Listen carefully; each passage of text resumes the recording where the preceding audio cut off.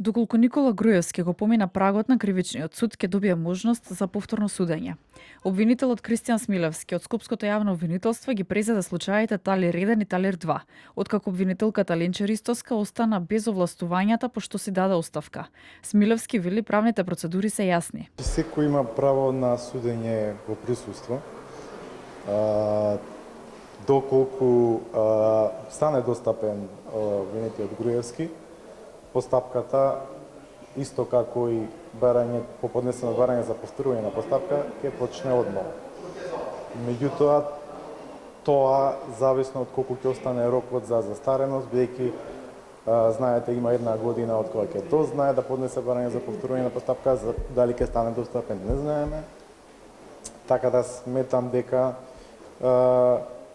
ако стане достапен во текот на постапката или ако поднесе барање за повторување на постапката ќе почне одмор.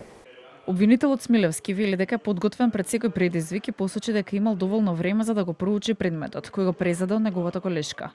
Денешното рочиште се одложи, но Смилевски уверува дека предметот во кривичниот суд ќе заврши пред да застари истиот. Застареноста на кривичното гонење не зависи од волјата на обвинителот или на судот, меѓутоа јас сум сигурен дека успешно ќе ја завршиме постапката пред да настапи условите за застареност. Минатата недела Советот на јавни обвинители констатираше оставката на Ленче Ристоска, поднесена од нејзина страна на 2 април.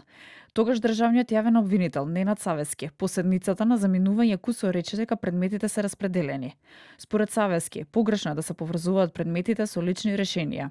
Посочи дека одлуката за оставката е на Ленче Ристоска.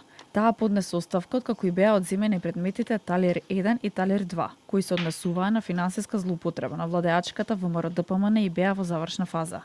Но и откако Советот на јавни обвинители ја одби нејзината иницијатива и утврди дека немало надворешно влијание врз работата на обвинителката, ниту е загрозен нејзиниот професионален интегритет.